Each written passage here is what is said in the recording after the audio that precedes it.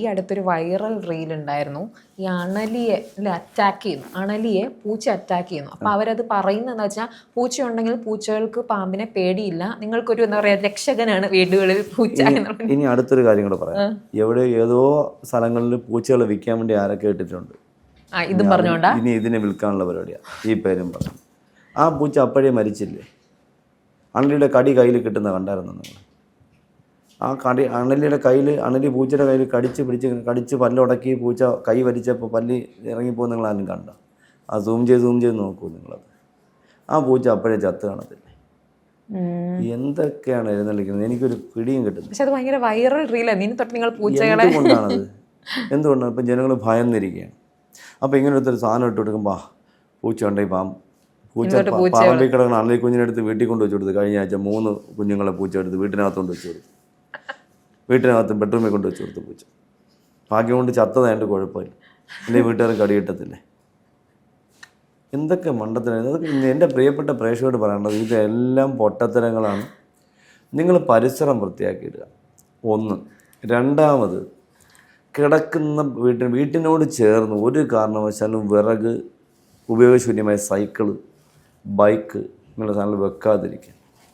ഇതുവഴി എല്ലാം പാമ്പുകൾ വീടിനകത്ത് ജനലോട് ചേർന്നകത്ത്. ഇപ്പം നിങ്ങൾക്കറിയാം, പാറശാലയിൽ മോള് കിടന്നുറങ്ങിയ മോള് കട്ടിലിൽ മരണപ്പെട്ടു, വീട്ടിൻ്റെ പുറത്ത് വിറവടുക്കി വെച്ചിട്ടാണ്. കോഴിക്കോട് കിടന്നിറങ്ങിയ മോന് കട്ടിലിൽ പാമ്പടിയിട്ട് മരണപ്പെട്ടു, വീടിൻ്റെ പുറത്ത് വേസ്റ്റ് വാരി അടുക്കി വെച്ചിരുന്നു, അതുവഴി കയറി വന്നിട്ട് കടിച്ചിട്ടാണ് മരണപ്പെട്ടത്. ഇങ്ങനെയൊക്കെ ഒരുപാട് അനുഭവമുണ്ട്. അനുഭവങ്ങൾ അനുഭവത്തിൻ്റെ ഒരു സമ്പത്ത് തന്നെ പറയാനുണ്ട്. അതുകൊണ്ട് എനിക്ക് ധൈര്യമായിട്ട് ഞാൻ അടിവരയിട്ട് ഓരോ കാര്യങ്ങൾ വ്യക്തമായിട്ട് പറയുന്നത്, കൃത്യമായിട്ട് അറിഞ്ഞതിന് ശേഷം. അല്ലാതെ ചുമ്മാ എവിടെയെങ്കിലും ഉള്ള ആൾക്കാർ കേരളത്തിൽ ഞങ്ങൾ വന്നതുകൊണ്ട് പാമ്പ് കടിയില്ല, മൊത്തം ഞങ്ങളങ്ങ് ഏറ്റുവാങ്ങില്ല, പിന്നെ എങ്ങനെ പാമ്പ് കടി വരുന്നത്? മരണങ്ങൾ 2014-ലും 2015-ലും 12 മാസം കൊണ്ടുള്ള മരണം, പാമ്പ് കടിയിട്ട് മരണം 100ആണ്, 100-ൽ താഴെ, 14-15. ആ വർഷം വാഹന അപകടങ്ങളിൽ മരണപ്പെട്ടവർ 4236 പേരാണ്. ഇതൊക്കെ ഞാനിങ്ങനെ അന്വേഷിച്ച് നടക്കുന്നുണ്ട്, എനിക്ക് കിട്ടുന്ന ഡാറ്റാസ് കളക്ട് ചെയ്യുന്നതുകൊണ്ടാണ്. അപ്പോൾ ഇതൊക്കെ ഞാൻ പിന്നെ പൊട്ടനായിട്ട് പലരുടെ മുന്നിൽ അഭിനയിക്കുകയാണ്. ചില സമയത്ത് പൊട്ടനായിട്ട് അഭിനയിച്ച് കൊടുക്കണം, എങ്കിലും നമുക്കവിടെ വിജയം ഉണ്ടാവുള്ളൂ. നമ്മൾ അച്ഛനെ വിളിക്കുന്നവരെ നമ്മൾ തിരിച്ച് അച്ഛനെ വിളിക്കുമ്പോൾ നമ്മൾ പറയുന്ന അച്ഛനെ വിളി മാത്രമേ എടുത്ത് പോസ്റ്റ് അപ്പ് ചെയ്യും. ആവാത്തുവിൻ്റെ വായിൽ നിന്ന് വന്ന ഇത്രയും വലിയ സാധനം എന്തിനാ അങ്ങനെ കേൾക്കാൻ? വീട്ടിൽ അച്ഛനും അമ്മയും വിളി കേൾപ്പിക്കാൻ. അതുകൊണ്ടാണ് ഞാൻ അങ്ങ് പൊട്ടനായിട്ട് പൊട്ടൻ തന്നെ, ഒരു ശല്യമില്ല ആർക്കും, അതുകൊണ്ട് പ്രശ്നം ഉണ്ടാവുന്നില്ലല്ലോ. ഇപ്പോൾ 2 രാജ്യങ്ങൾ യുദ്ധം നടക്കുമ്പോൾ ഒരേപോലെ 2 രാജ്യങ്ങൾ നിന്നാൽ ഒരിക്കലും അത് അവസാനിക്കാൻ പോകുന്നു. നമ്മൾ താരേണ്ടത് ഒരു ചെറുതായിട്ട് തന്നപ്പോൾ അവിടെ ഒന്നും സംഭവിക്കാനും പോകുന്നു. അതുകൊണ്ട് ഞാൻ മിണ്ടാതെ താഴ്ന്നു. ഇപ്പോൾ മൂർഖനാണ് ലീഗിലുള്ള 490 500ഓളം കടികൾ വാങ്ങിയ ആളാണ് ഞാൻ. അതിൽ 16 പ്രാവശ്യം സീരിയസ് ആയി, 6 പ്രാവശ്യം വെന്റിലേറ്ററിലും 10 പ്രാവശ്യം ഐസിയിലാണ്. ഇത്രയും കടികിട്ടുകൾ ഇന്നത്തെ കാലഘട്ടത്തിൽ ഒരു ശാരീരിക പ്രശ്നങ്ങളില്ലാതെ ഇരിപ്പുണ്ടെങ്കിൽ അത് ഞാൻ മാത്രമേ ഉള്ളൂ. കാരണം വെച്ചാൽ ഞാൻ ഓരോ പ്രാവശ്യം കടികിട്ടുണ്ടെങ്കിൽ ഞാൻ പഠിക്കാൻ ശ്രമിക്കും. അപ്പം നിങ്ങളൊക്കെ അറിഞ്ഞത് കോട്ടയത്ത് വെച്ചുള്ളൊരു കടിയാണ്. അതിനുശേഷം എനിക്ക് 3 കടി വേറെ കിട്ടി. 3 കോബ്ര ഒരു വർഷത്തിൽ, 2025 6 മാസത്തെ ഗ്യാപ്പിൽ. ആരും അറിഞ്ഞിട്ടില്ല, എൻ്റെ സൗകര്യമില്ല അറിഞ്ഞിട്ടില്ല. കാരണം എന്താ, ഇതൊരു കടി കിട്ടി. ഇത് NSS കരയോഗം കൈമനം കടി കിട്ടി കഴിഞ്ഞ നവംബറിലാണ്, കഴിഞ്ഞ 2000 കടി കിട്ടിയ സമയത്ത് നിങ്ങൾ ഡോക്ടർമാരുടെ ഞാൻ പറഞ്ഞത് എന്താ, എനിക്ക് ആൻറ്റിവനം ഇപ്പോൾ എടുക്കേണ്ട, വെയിറ്റ്. അപ്പോൾ ആദ്യം അവർ നല്ല സഹകരിച്ചു, കുഴപ്പമില്ല. 24 മണിക്കൂർ സഹകരിച്ചു, കുഴപ്പമില്ല. 36 മണിക്കൂർ കഴിഞ്ഞാൽ പറഞ്ഞില്ല സുരേഷ്, ഞങ്ങൾക്ക് റിസ്ക് എടുക്കാൻ പറ്റില്ല, എടിമ നീര് വെച്ചുകൂടെ, നീരുണ്ട് അവിടെ, ഞങ്ങൾക്കത് പ്രശ്നമാകും, ഞങ്ങൾക്ക് എടുത്തേ പറ്റുള്ളൂ. അങ്ങനെ അവർ നിർബന്ധിച്ചിട്ടാണ് എടുത്തത്. ഞാൻ എന്താണ് പറഞ്ഞത്, എനിക്ക് ആൻറ്റിബോഡി എൻ്റെ ശരീരത്തിൽ ഓൾറെഡി നേരത്തെ ഉണ്ടായിരുന്നു, പ്രതിരോധം ഉണ്ടായിരുന്നു, ഇമ്മ്യൂണിറ്റി ഉണ്ടായിരുന്നു. പക്ഷെ അത് കുറഞ്ഞു, കാരണം എനിക്ക് കൊറോണ വന്നു.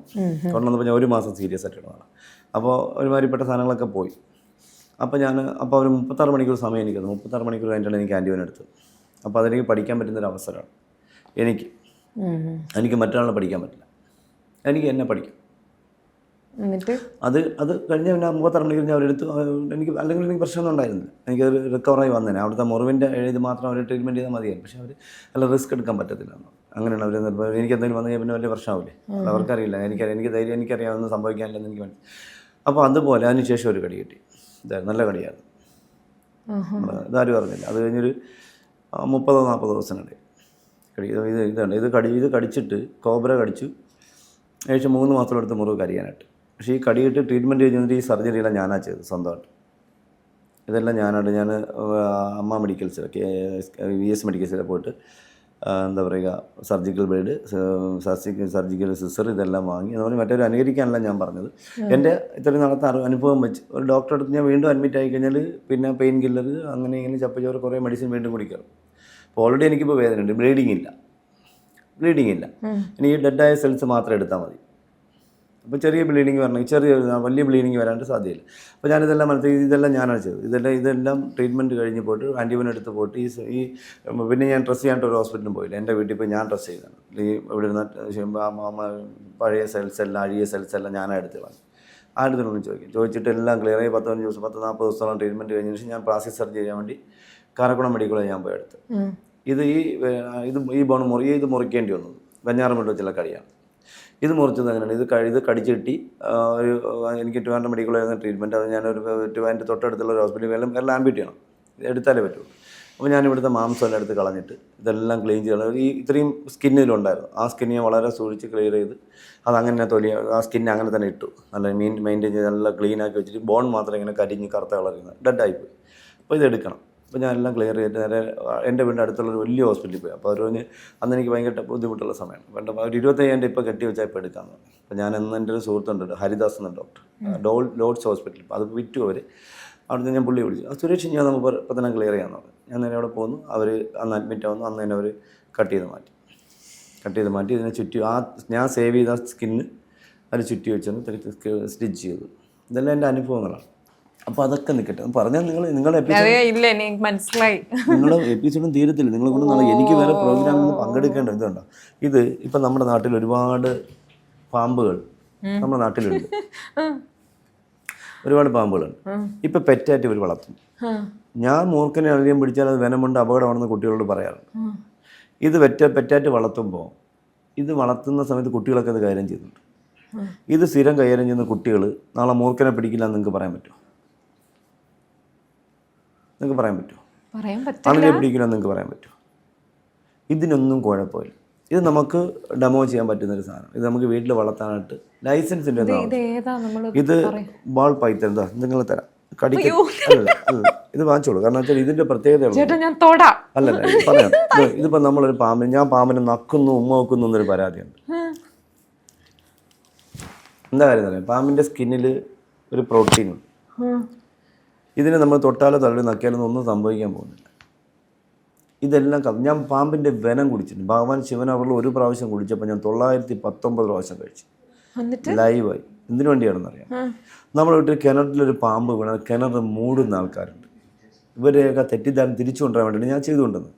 പാമ്പ് എൻ്റെ ഒരു അപകടമില്ല, നിങ്ങൾക്ക് വെള്ളം ഉപയോഗിക്കാൻ പ്രശ്നമില്ലെന്ന് കാണിക്കാൻ വേണ്ടി വെനം പ്രോട്ടീൻ ഇതും പറഞ്ഞ് നിങ്ങൾ കഴിക്കണമെന്ന്. കഴിച്ചിട്ട് എനിക്ക് ആൻറ്റിബോഡി ഉണ്ട്. അപ്പം ഞാൻ കഴിച്ചതുപോലെ മറ്റൊരാൾ അനുകരിക്കണം നിർബന്ധമുണ്ട്. ഞാൻ കഴിച്ചു കഴിഞ്ഞാൽ എനിക്ക് അപകടം ഉണ്ടാകുന്നത്, എനിക്ക് എന്തെങ്കിലും ഇഞ്ചുറി ഉണ്ടെങ്കിൽ എനിക്ക് പ്രശ്നമില്ല.